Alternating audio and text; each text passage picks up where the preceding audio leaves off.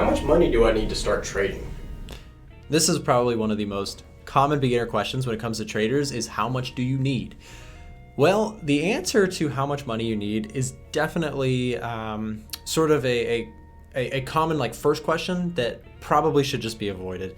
Before you even talk about how much money you need, how much money you're gonna make, all those sort of common questions, I think the thing that you need to approach trading with is a hobby-like mindset. Figure that, okay, markets are kind of something I wanna experiment with and learn from, and then talk about money. Because so many traders, what they do is they get into this stuff and they're like, okay, well, I've got $2,000, and they put their $2,000 in and they just lose it really quickly because they have no idea what they're doing. Before you even consider how much money you need to trade Forex, approach it like a hobby, number one. Number two, when it actually comes to starting a trading account, my personal opinion is you could probably trade micro lots, which is a 0.01 lot on a position, on something like a $500 account is probably a good beginner small sized if you're willing to risk it getting started in the markets.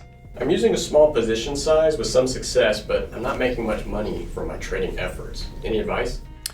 Yeah, so a lot of times people will get started, they actually start seeing a little bit of progress and they start realizing that, okay, well, I'm profiting, I'm making some money here, I'm making some gains, but the gains are really small because my account is really small. And this is a common problem where a lot of people, what they do, their next step is they start over leveraging and making the most common trading mistake of just risking too much and end up blowing all of their money. To me, time and time again, I will always pick small little gains on whatever account size you're working on, rather than just risking the whole account and potentially blowing the whole thing. So my advice is if you are a new trader, you have a small trading account, enjoy the process, find other ways to deposit money into your trading accounts, and making it more worthwhile is not going to come from bigger gains on a small account, but rather building a bigger account from other avenues in your life and continuing to use that slow and steady approach that all successful traders really use. Sometimes news comes out that's good for a pair I'm trading, but then the price goes down. Why is this? So this gets a little bit into fundamental analysis, which I know is not a common thing a lot of people on YouTube talk about. It's kind of the less attractive concept. People like to focus on charts. They like to focus on technical analysis because that's kind of more exciting and easier to look at and understand. Fundamentals is, of course, what really truly does drive the currency market. If there's a disaster in a certain country, you're going to see all the assets related to that get gains or losses on the valuation, right? Like the currency might go down. Like recently, Nancy Pelosi visited Taiwan and the Taiwanese currency dropped really fast. So those are real world events. Now, when it comes to news events where you're like, okay, well, I expected NFP to be a certain way and then it actually went the opposite way. Well, let's say that you have jobs numbers come out and they're good jobs numbers. But then the market tanks and you're like, why did the dollar go down when news was good for the dollar? And here is where people get tricked up. People have forecasts for what the news is expected to be. So for example, if people are expecting 300,000 jobs to be created, and there is in fact 300,000 jobs created, that was already priced in and expected by the market. So yes, you got 300,000 jobs, which is good news, but people already knew that good news was coming. Now, this is where things get confusing because you're like, okay, well, I bought and then it dropped even though there was the number as expected. But remember, if everybody already knows that those are probably what the jobs numbers are going to look like, that's kind of already priced into the market and can result in some volatility just on the news release. Hope that clears it up for you if you're confused about news. What is one trading system that I can make money with?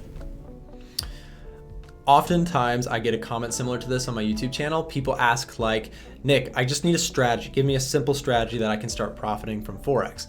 And I really truly wish that I could package it up nicely, put it in a gift basket and hand to you a strategy that would be really profitable really simply. But these markets out here, everybody is trying to do the same thing. It's a competitive atmosphere. In fact, it's probably one of the most competitive places and environments and industries to make money in the entire world. You have PhDs and teams of people all over the world who are trying to beat the markets, and it's a competitive place. So the reason I point that out is that a strategy strategy, a trading approach, there are many, many good trading approaches, but there's not just like an easy set of rules that I could hand to you that just are going to make you profitable, because you might not be able to see the same setups the same way.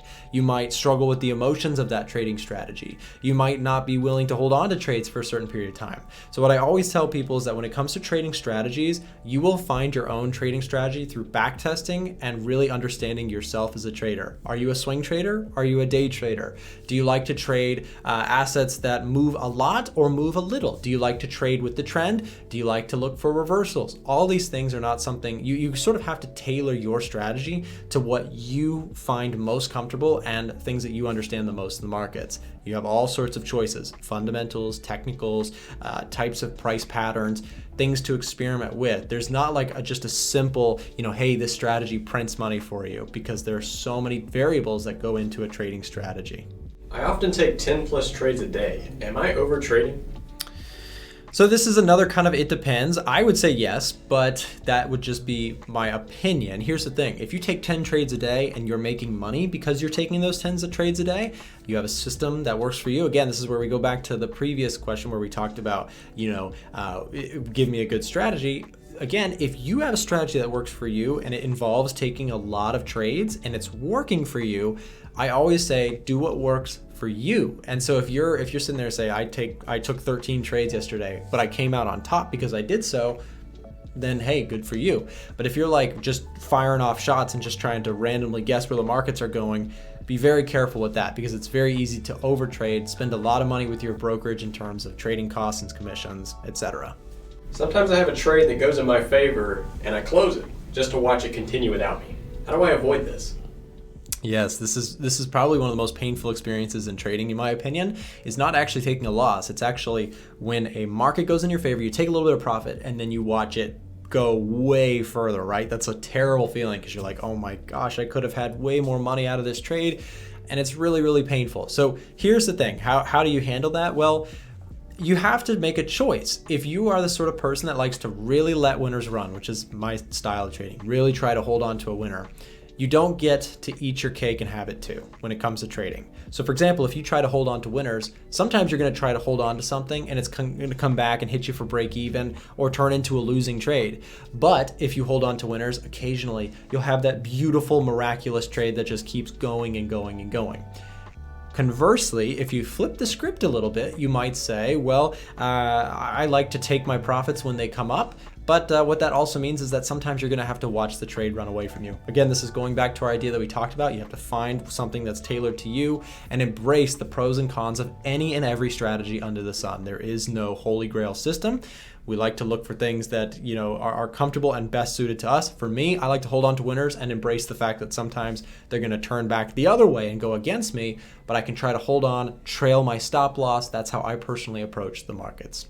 When a trade goes against me, I often average into my position until it reverses and I make profit. Is this a good idea? It's a dangerous pitfall that I think a lot of new traders fall into, is the idea of averaging down or averaging up into a short or long position.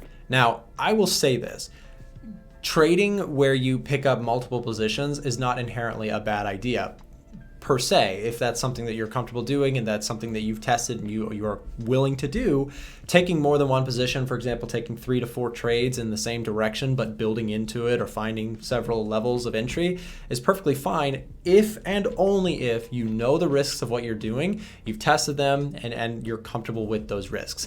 I would say that averaging down and averaging up is probably one of the common ways that new traders blow their accounts, because they don't use a stop loss. They hold on to something indefinitely and until it continues to go against them for a long time. Now, here's the thing: if you're averaging down or you're averaging up, the scary sort of component to this is that most of the time you're actually going to make money.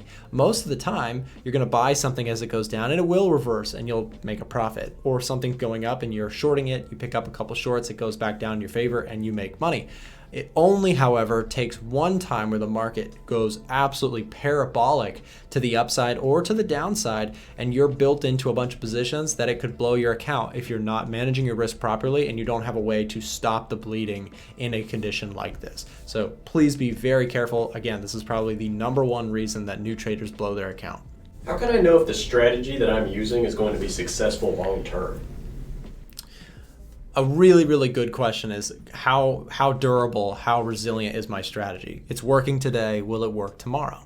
And there's a couple things here. The simple component I would say is start by making sure you've really thoroughly backtested your ideas. Have you gone through years of data in the past to see how your strategy would have tested out during that time? If you haven't done that, that's a must. There's no trader under the sun that I know that's profitable that has not spent time really thoroughly testing their strategies against historical data. That's number one. Number two, make sure that when you start with a strategy, even after backtesting it, you don't jump into putting on big position, because there is no substitute for experience in the markets with a strategy going forward. Because now that you've backtested, forward testing is the idea, okay, I have a strategy, I have a plan, I'm going to walk forward in time and continue to trade that plan, continue to trade that strategy to see how it goes, to see how I fare in different markets, and learn along with my strategy in real time.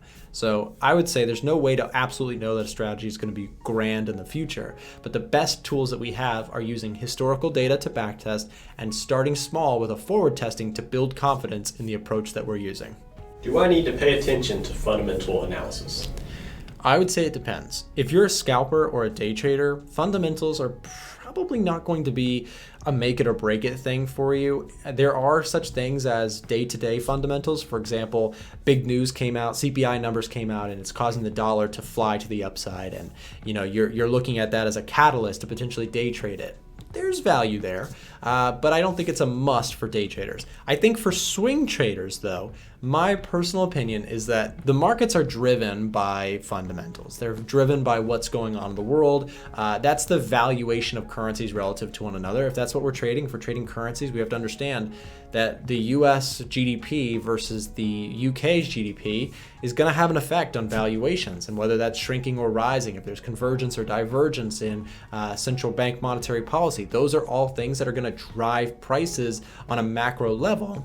So as a swing trader, you start getting into trading the 4-hour, the daily chart. Those things could really have a major play, and it's why we look at them all the time with our own personal trading approach here at A1 Trading. We focus on fundamentals in combination with technicals as well. So I would say it's a huge component. It was a game changer for me when I started paying attention to macro things and riding some of the big fundamental trends that exist in markets. Is that good? All right, all done. Thank you guys for watching.